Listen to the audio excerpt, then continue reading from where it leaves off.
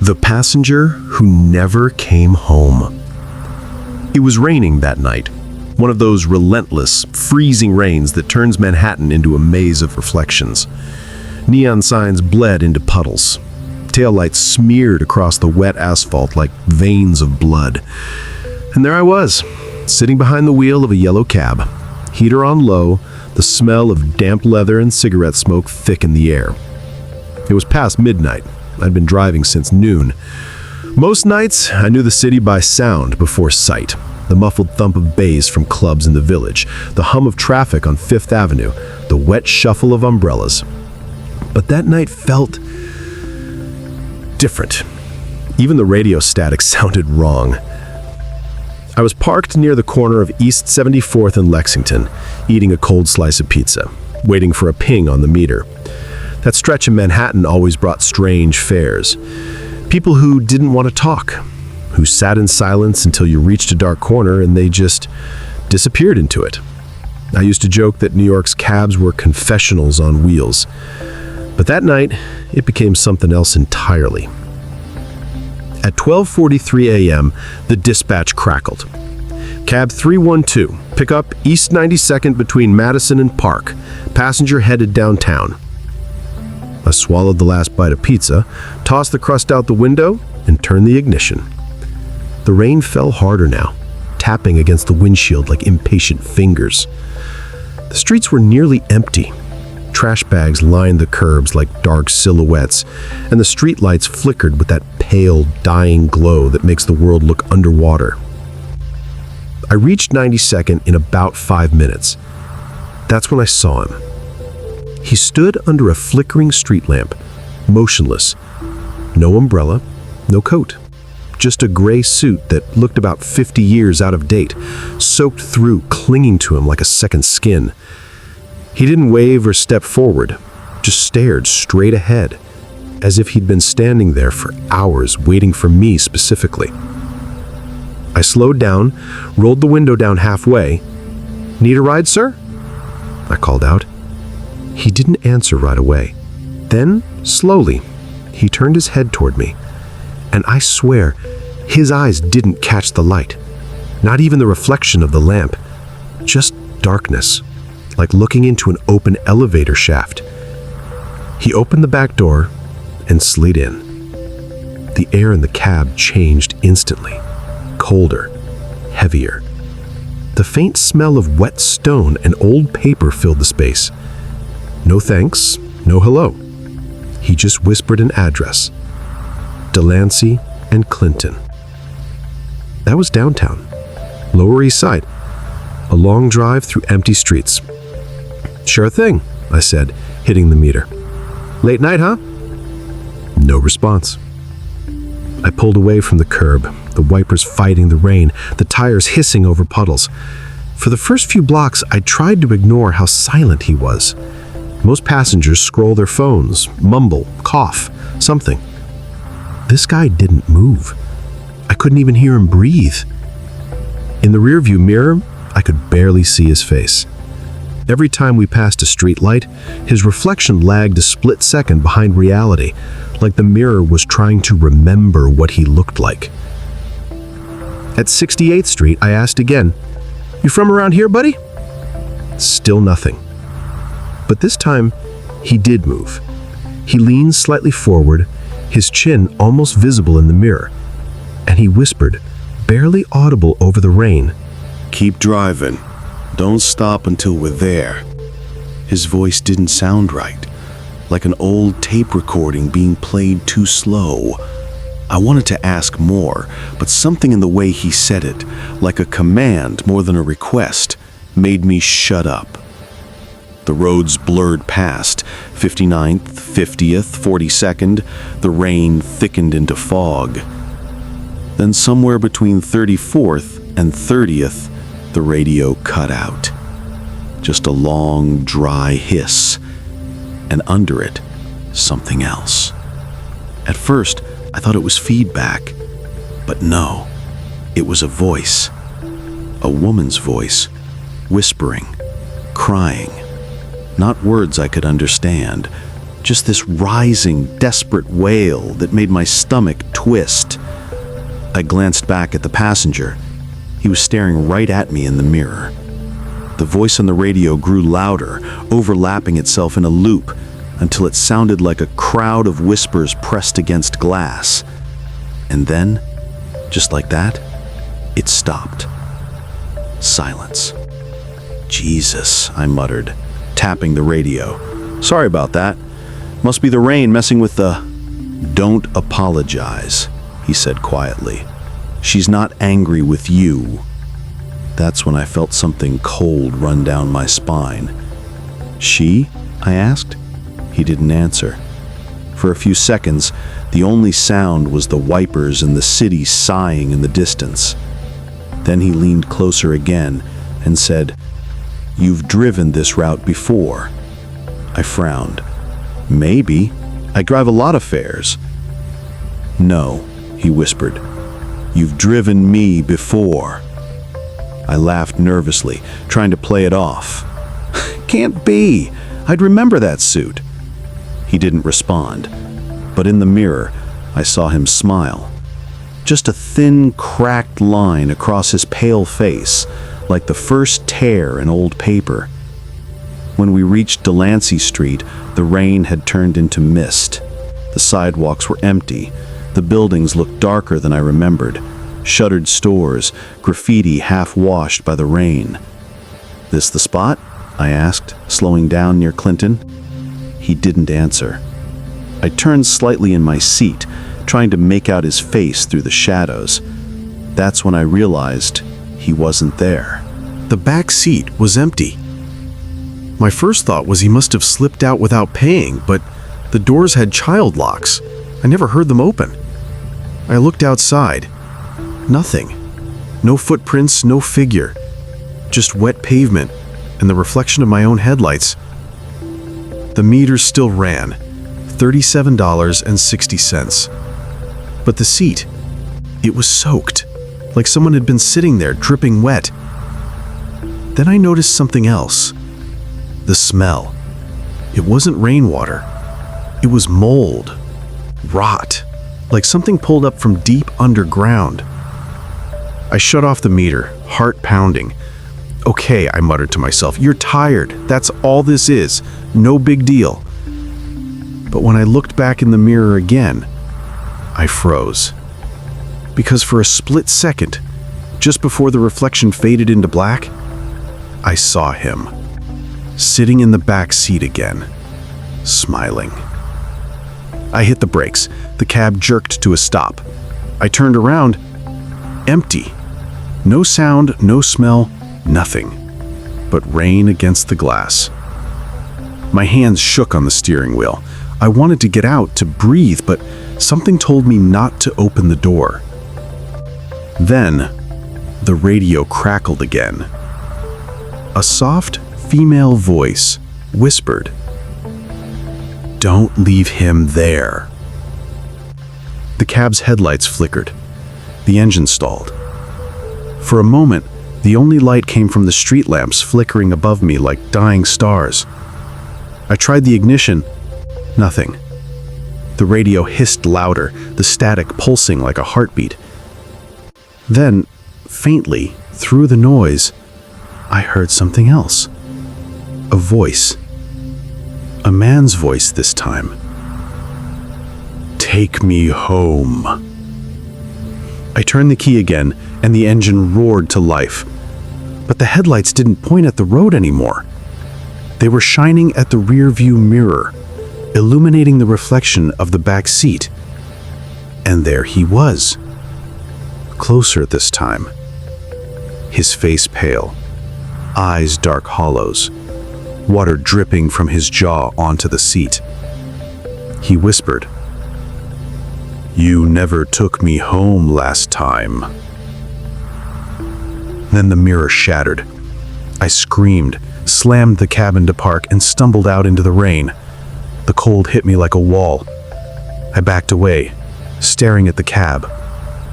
The windows were fogged, but for a moment I thought I saw movement inside, like someone shifting in the back seat. Then, Nothing.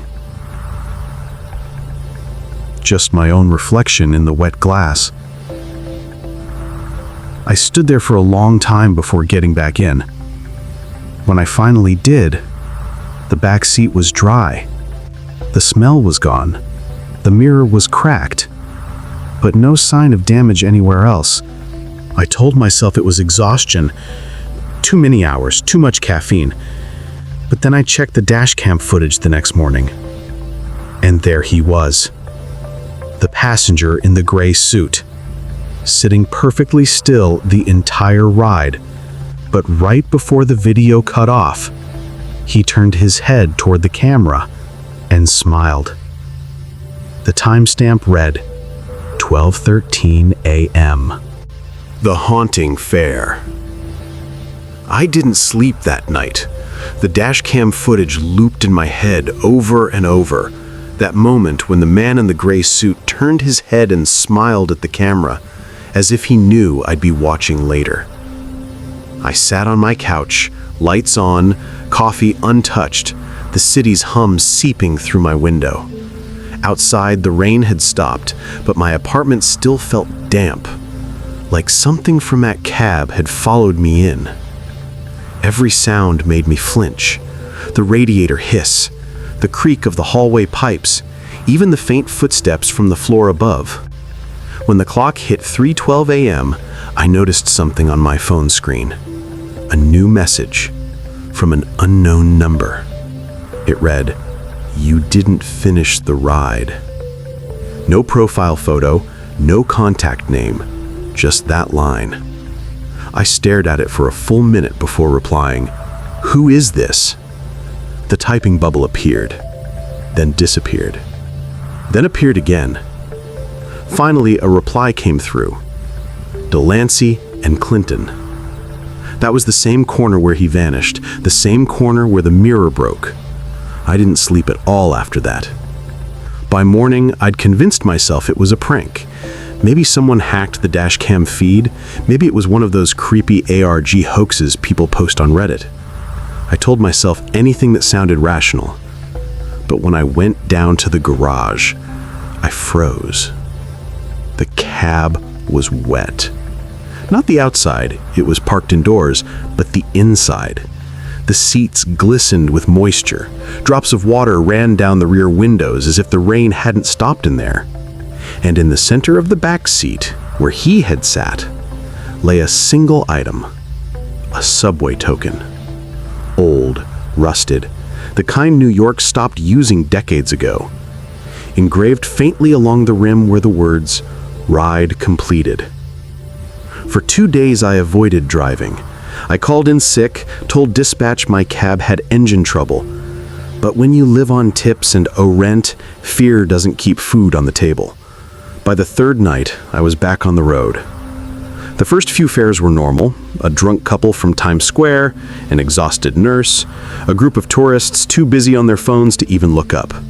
For a while, I thought maybe it was over. Maybe whatever that was had passed. Then came fare number 7. It was around 12:10 a.m., just as I crossed the Williamsburg Bridge. The radio crackled again. Not the dispatch this time, something else. Static. Then a voice. Low, male, familiar. "You left me waiting." I gripped the steering wheel, pulse hammering. No, not again. I turned the dial off, but the voice didn't stop. It was coming from the speakers, even with the radio dead silent. "You owe me a ride." And then, as I looked up, I saw him. In the rearview mirror. Same gray suit, same hollow eyes, sitting perfectly still in the back seat, his hands folded neatly in his lap. I slammed the brakes, the tire screeched, tires sliding on wet asphalt. When I turned around, nothing. The seat was empty. But this time I didn't run. I just sat there, heart pounding, staring at the empty seat until my breathing slowed. And then I noticed the meter. It was running, but no one had started it. The digital numbers flickered and glitched, cycling through random fares: 6.66, 13.00, 12.13, over and over. Finally, it stopped and displayed a message I'd never seen before. Passenger returning. That's when I realized this wasn't about him.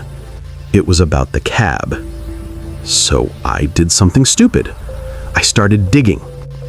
At the garage, there was an old mechanic, Frankie, the kind of guy who's been around long enough to know the ghosts of the city better than any priest. He laughed when I asked if he'd ever heard of weird things happening in my car. "Kid," he said, lighting a cigarette, "that cab's been passed around more times than a deck of cards. You're number 13 on the driver list." 13. Of course. I asked what happened to the last guy. Frankie shrugged.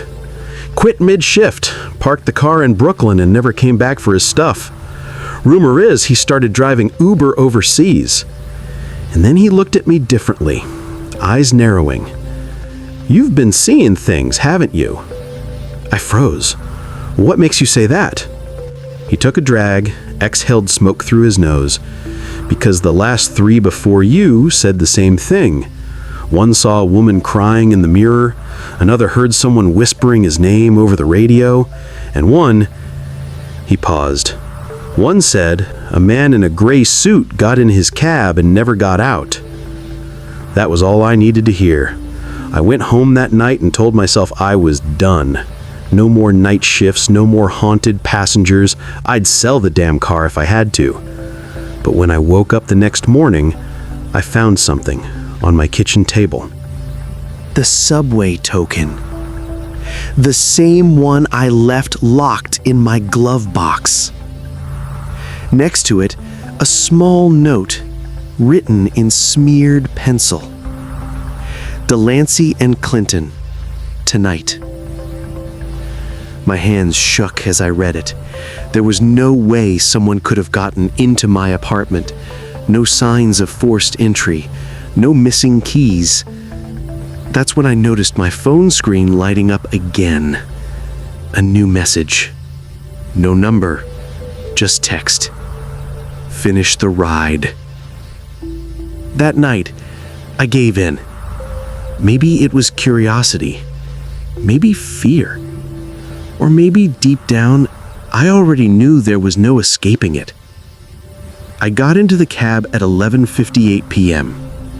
The rain had returned, soft, constant, as if the city itself was whispering. The air in the cab felt heavier than usual, thick with something metallic. The faint hum of electricity buzzed through the steering wheel. When the clock hit 12:13 a.m., the back door opened by itself. Slowly, smoothly. The smell of wet earth filled the cab again. I didn't look back. I just said, "Delancey and Clinton, right?" A pause, then a whisper. "Drive." The engine roared to life on its own. The headlights flared, and we were off. The city blurred by, streetlights stretching into streaks of white. My vision tunneled, my heartbeat sinking with the rhythmic slap of the wipers. As we crossed Houston Street, I finally spoke. "Who are you?" He didn't answer. I glanced at the mirror. He was there, but different. His face seemed clearer now, less like a shadow and more human. Still pale, still hollow, but I could see the faint outline of bruises around his neck. His lips were cracked and blue. And when he spoke again, his voice was almost gentle. "You took me that night." My throat tightened. What night? Friday the 13th. The words hit me like ice. He kept talking, voice slow, measured, like he was remembering something from far away. "You drove me downtown. I told you to stop by the bridge. You did. I got out. You left. But I never made it home. My pulse quickened. What are you saying? You forgot me. No, that wasn't me. I've never... You were the driver. The subway token. The same one I left locked in my glove box. Next to it, a small note written in smeared pencil. Delancey and Clinton, tonight. My hands shook as I read it. There was no way someone could have gotten into my apartment. No signs of forced entry, no missing keys. That's when I noticed my phone screen lighting up again. A new message. No number, just text. Finish the ride. That night, I gave in. Maybe it was curiosity, maybe fear, or maybe deep down, I already knew there was no escaping it. I got into the cab at 11:58 p.m. The rain had returned, soft, constant, as if the city itself was whispering. The air in the cab felt heavier than usual, thick with something metallic. The faint hum of electricity buzzed through the steering wheel. When the clock hit 12:13 a.m., the back door opened by itself. Slowly, smoothly. The smell of wet earth filled the cab again. I didn't look back. I just said, Delancey and Clinton, right? A pause, then a whisper. Drive. The engine roared to life on its own. The headlights flared, and we were off. The city blurred by, streetlights stretching into streaks of white. My vision tunneled, my heartbeat syncing with the rhythmic slap of the wipers.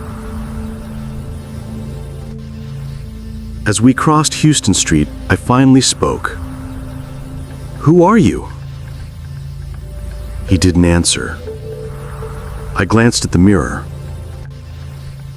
He was there, but different.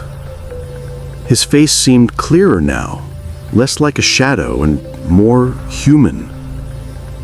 Still pale, still hollow, but I could see the faint outline of bruises around his neck. His lips were cracked and blue. And when he spoke again, his voice was almost gentle. "You took me that night." My throat tightened. What night? Friday, the 13th. The words hit me like ice. He kept talking, voice slow, measured, like he was remembering something from far away. "You drove me downtown. I told you to stop by the bridge. You did. I got out. You left. But I never made it home." My pulse quickened. "What are you saying?" "You forgot me." No, that wasn't me. I'd never... You were the driver." I gripped the wheel so tight my knuckles ached. "You've got the wrong guy." But deep down, something inside me whispered otherwise. A memory, faint, blurred by alcohol and years. A rainy night, a passenger in gray, a request to stop by the bridge. And me, too tired, too angry, too broke, leaving before he came back. I slammed the brakes, the cab skidding to a halt on slick pavement. The engine sputtered, the headlights dimmed. When I turned around, he was gone again. Only this time, he left something behind. A torn piece of paper, soaked and crumpled. On it, written in smeared ink, "He left me in the river." The cab's radio turned on by itself, the static loud enough to make me flinch. Then came the voice, the same woman's cry from before, but now mixed with another sound. Water. Sloshing. Rushing. Like someone gasping for air beneath the surface. And beneath it all, a heartbeat. Slow. Heavy. Dull. I covered my ears, shouting, "Stop! Stop!" But the voice only grew louder. "Take me home." The cab lurched forward without me touching the gas. The wheel turned on its own. Through blurry eyes, I saw we were heading straight for the East River. I yanked the handbrake, slammed my foot on the brake pedal, screaming, but the cab didn't stop. The lights flickered, the windows fogged up with handprints, dozens of them, pressing from the inside of the glass, dragging down as if someone were drowning. And then, silence. The cab stopped.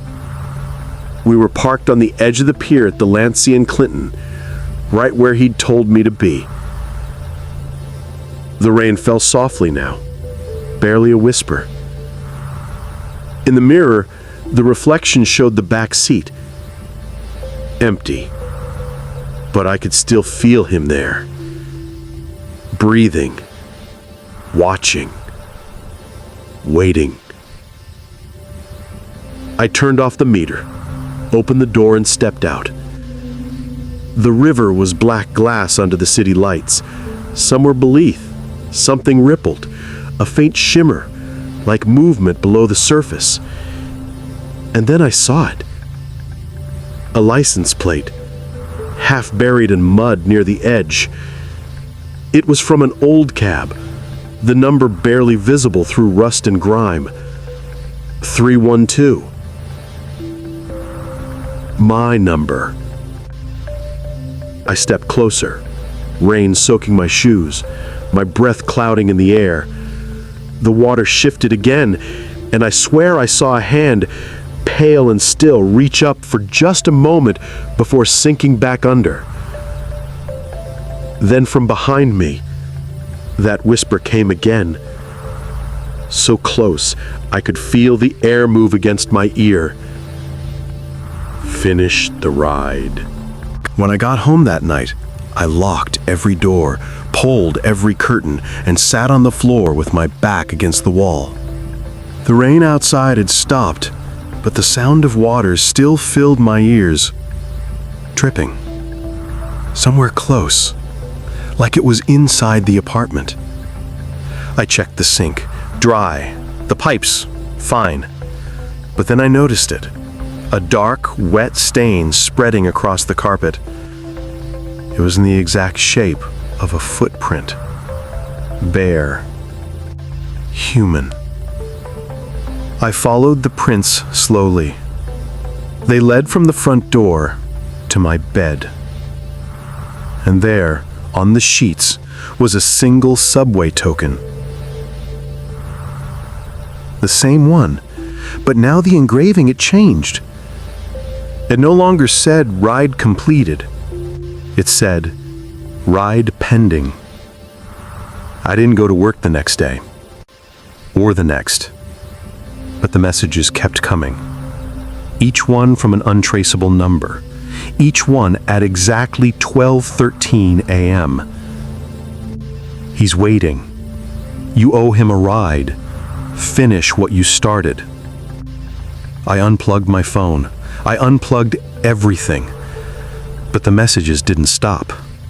They began showing up in other places, scribbled on the fog of my bathroom mirror, carved faintly into the condensation on the inside of my window. Every time I wiped them away, they came back. That's when I started dreaming. At first, it was flashes.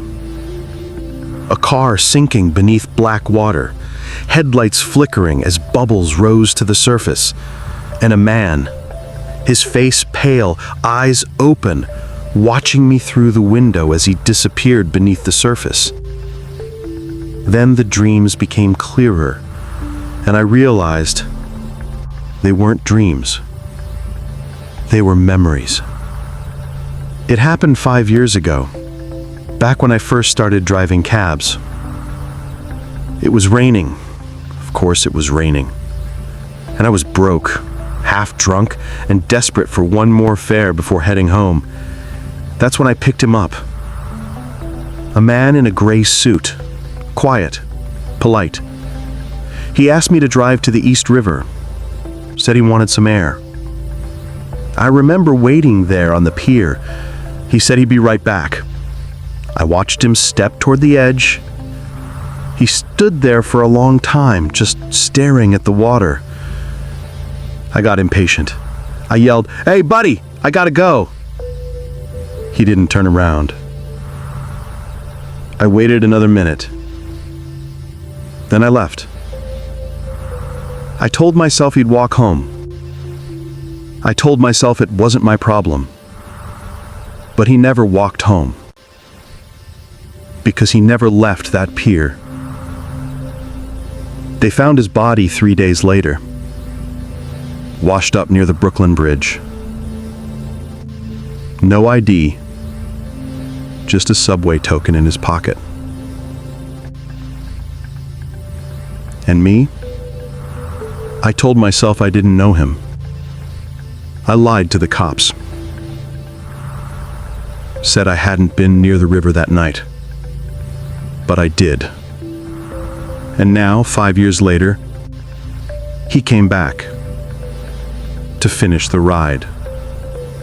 That night, I didn't run. I didn't hide. At 12:13 a.m., I grabbed my cab keys and drove. The streets were almost empty, just the way they were that first night. The rain returned in thin silver threads that shimmered beneath the streetlights. Every stoplight turned green as I approached, one after another, as if the city itself was guiding me, straight toward the river. When I reached Delancey and Clinton, the fog was so thick I could barely see the hood of the car. But I knew I wasn't alone. I didn't look back. I didn't have to. The air grew colder, the seat behind me creaked, and the smell of river water filled the cab. Then, in a calm, hollow voice, he said, "You came back." My throat tightened. I had to. He didn't answer. The meter turned on by itself. The display glitched, then steadied. Fare $13.13. I gripped the wheel. "What do you want?" "You know what I want," he whispered. "You left me there, alone. Now you'll stay." I turned, and for the first time, I saw him clearly. Not a shadow, not a reflection, but him, sitting there, soaked, his skin pale as wax, eyes clouded white, like the river had never let go. Water dripped from his sleeves, pooling on the floor mats. Every drop that hit the ground echoed, louder than it should have. He reached into his jacket and pulled out something small. Cold metal glinted in the dashboard light. The subway token. He placed it on the armrest between us and said, "Your turn." The air grew heavy. My ears popped like we were deep underwater. The radio came alive with static, then voices, dozens of them, overlapping, whispering, names, dates, addresses, 13 of them, 13 drivers, each one who had taken this cab before me, and each one who vanished. They didn't finish the ride, he said, but you can. Something inside me broke then. Maybe it was guilt, maybe madness. I slammed the gas pedal. The cab lurched forward, toward the pier. Fine, I screamed. Let's finish it. The tires screeched. The pier loomed closer. Water glistened like black glass under the headlights. He didn't move. He just stared at me with those hollow eyes, calm as the grave. At the last second, I closed my eyes and let go of the wheel. There was a crash, wood splintering, metal twisting, water swallowing everything. And then, silence. When I opened my eyes, everything was still. The cab floated in blackness. No sound, no city, just the faint hum of the meters still running. I looked beside me. The passenger seat was empty. Then I looked down. The water was rising. It reached my knees, then my chest. I tried the door. It wouldn't budge. The engine was dead, the lights dimming one by one. And through the cracked windshield, I saw a figure standing on the surface of the water. Him, smiling. He raised a hand, pointing down, toward me. And then, softly, he whispered through the static of my dying radio, "Ride completed." They pulled the cab out 2 days later. Empty. No body. Just a soaked driver's license, mine, and a rusted subway token wedged in the seat. They said it must have rolled off the pier during the storm. Another accident in the city that never sleeps. But the tow truck driver who found the cab swears he saw something before they lifted it out of the water. A face, pressed against the inside of the rear window, smiling. Epilogue. Every Friday the 13th, the dispatch still receives a strange ping at 12:13 a.m. Cab 312. Online. No one's driven it since. But every so often, someone walking near the East River swears they see a yellow cab parked by the pier. Its meter running. Headlights on. And if you look closely enough through the fog, you might see a man in a gray suit sitting in the back seat, waiting for the next driver to finish the ride.